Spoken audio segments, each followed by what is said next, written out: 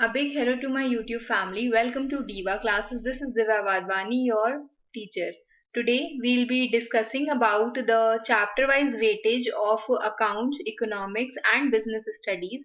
Business studies may means these two papers. So I have got very recent one data. Business studies may I have got the data of only till 2019. Okay, commerce I have not got. So whatever is there, I'm just telling you ये जो है ये आपका जो current syllabus है accounts का 2024 examinations के लिए उसी के अकॉर्डिंग ही ये काउंसिल की वेबसाइट से लिया गया है। ओके तो ये सबसे पहले हम लोग इसी के बारे में पढ़ते हैं अकाउंट्स के लिए। अकाउंट्स में देखो सबसे पहली चीज क्या बोलेगी कि पार्टनरशिप जो है वो आपकी 10 नंबर की आएगी। ठीक है, देन गुडविल, क्योंकि गुडविल जो होता है ज्यादातर एडमिशन के साथ ही कंसिडर कर दिया जाता है, तो goodwill admission and retirement in total will be of 15 marks.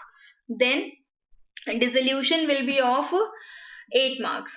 Okay उसके बाद इश्यू ऑफ शेयर्स में थोड़ा सा ज्यादा आपको ध्यान देना है। 11 marks will be for issue of shares. Then debentures issue and redemption together will be of 9 marks and final accounts of companies will be of 7 marks. Then is financial statement analysis, 4 number का ये आएगा। 8 marks will be cash flow is important and ratio analysis भी 8 marks का आएगा।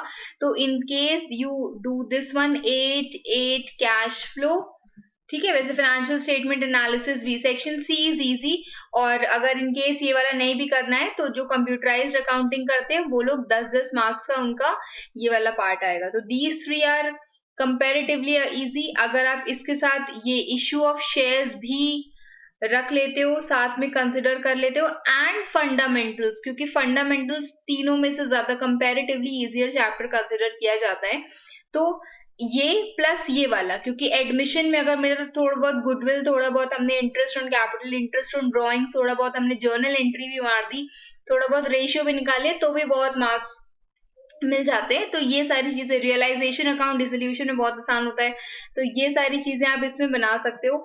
ठीक है, तो this was about accounts. ये वाला जो पीडीएफ है आपके, I will send you today on Telegram itself. इसके बाद we will move towards economics. Economics में ये जो ये भी काउंसिल की वेबसाइट से लिया गया, दिस इज वेरी रिसेंट। ठीक है, 9 अगस्त को ही ये वाला जो पार्ट है ये आया था। इसमें मतलब this was a notification, a circular that was sent. तो इसमें सबसे पहले we will take the economics में डिमांड, जो सबसे स्टार्टिंग वाला चैप्टर है that is demand, elasticity and supply. इसमें से आपका सबसे मेजर पोर्शन आएगा, दैट इज 16 मार्क्स, बहुत होते हैं। ठीक, उसके बाद market mechanism, concept of production, cost and revenue and main market form से 12 मार्क्स, एंड और मेन मार्केट फॉर्म से अलग से 12 मार्क्स वाला आएगा। ओके तो ये तीन हो गए। उसके बाद मैक्रो इकोनॉमिक्स में the theory of income and employment will be of 8 marks, theory practical दोनों मिला करके। Then money and banking will be of 8 marks, balance of payment जिससे ज्यादातर जो है वो क्वेश्चन आता है केस स्टडी का, this will be of 6 marks. Public finance will be of 6 marks and national income will be of 12 marks. ठीक है, तो दिस इज इंपॉर्टेंट, जिसमें बड़े बड़े क्वेश्चन दिए जाते हैं लॉन्ग में, स्पेशली सेक्शन सी में, दिस इज इंपॉर्टेंट। उसके बाद ये तो बहुत ही ज्यादा मेजर है, इजी भी है, आसान भी है और इंपॉर्टेंट भी है। स्टार्टिंग के चैप्टर्स वैसे भी बहुत जल्दी प्रिपेयर हो जाते हैं, तो this you need to study. ये वाला भी PDF I will send you on Telegram Diva classes.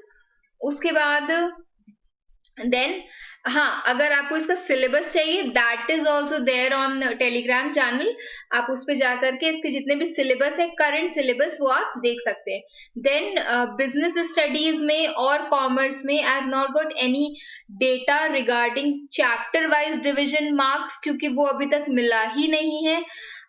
Books में यही अवेलेबल है बुक्स में, और सिलेबस के साथ इट इज नॉट देयर। ठीक है, जो सिलेबस इशू हुआ है तो उसके साथ इट इज नॉट देयर। तो इसमें सबसे पहले दिया हुआ है इंट्रोडक्शन ऑफ एचआरएम, जिसमें अभी तक कब से 1994 से 2019 तक का ही डेटा आई हैव। तो इसमें 18 question from short answers and long answer से 16 क्वेश्चन आए। मतलब अभी तक कितना आया, मतलब वो ये जो है ये frequency table in the sense कितनी बार ये चैप्टर्स रिपीट हुए हैं या इन चैप्टर के क्वेश्चंस रिपीट हुए हैं। तो शॉर्ट आंसर्स लॉन्ग आंसर्स दोनों ही बहुत ज्यादा आए हैं इससे। Job and man power planning से फिर भी लॉन्ग एंड शॉर्ट कंपेरेटिवली कम है, लॉन्ग फिर भी थोड़े से ज्यादा है इसमें। Okay, then next is staff recruitment. Again it is important, staff recruitment से आप पढ़ सकते हो दो सोर्सेस, ये इसमें जरूरी है। उसके बाद आता है स्टाफ सिलेक्शन में, दीज आर शॉर्ट आंसर्स और लॉन्ग आंसर्स भी इसमें से अच्छे खासे आए हैं, ठीक। Then comes staff training. अब स्टाफ सिलेक्शन में you can study the whole process of selection, वो बहुत इंपॉर्टेंट है। Staff training comes, staff training में देखो शॉर्ट आंसर्स इसमें ज्यादा आए हैं। स्टाफ ट्रेनिंग में छोटे छोटे आपसे टाइप्स पूछ लिए जाएंगे ट्रेनिंग के, या मेथड्स पूछ लिए जाएंगे इन जनरल आपसे। अब तो केस स्टडीज पूछ ली जाती है कि ये कौन सा मेथड होता है ट्रेनिंग का। स्टाफ मोरल कम आए, नौ क्वेश्चंस आए। स्टाफ मोटिवेशन से ज्यादा आए, थ्योरीज भी इससे अच्छी खासी पूछी जाती है। देन स्टाफ रेम्यूनरेशन से शॉर्ट आंसर्स बहुत आए एंड इवन लॉन्ग भी बहुत आए, ठीक है। तो staff remuneration itself is very important. Then again leadership से बहुत शॉर्ट आंसर्स आए, 16 short answers in so many years total मिला करके, एक ही पेपर में नहीं कि 16 क्वेश्चन एक ही पेपर में आ जाएंगे। देन स्टाफ अप्रेजल से अच्छे खासे क्वेश्चंस आए, परफॉर्मेंस अप्रेजल इसमें होगा। Then staff promotion and transfer थोड़ा सा लेस इंपॉर्टेंट दिख रहा है। स्टाफ सेपरेशन में 12 एंड 20, तो अगर इसका देखा जाए तो इसके लॉन्ग आंसर ज्यादा हैं, ठीक है। Emerging trends in human resources में 25 क्वेश्चन शॉर्ट आंसर्स है, मतलब इसमें अगर आपको पढ़ना है तो शॉर्ट आंसर्स पर इस पे ज्यादा कॉन्सेंट्रेट करना है। बिजनेस कम्युनिकेशन से ओके ओके आए, these are very smaller nicer chapters जो मतलब थोड़े से इजी गोइंग होते हैं। Business correspondence is very important, 22 short answers and 25 long answers बहुत ज्यादा होते हैं।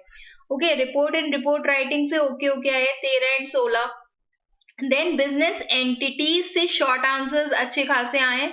सोर्सेज ऑफ बिजनेस फाइनेंस से देखो अगेन शॉर्ट आंसर्स बहुत ज्यादा है, 6 is okay long answer. Then is globalization जिसमें 12 क्वेश्चन है शॉर्ट में।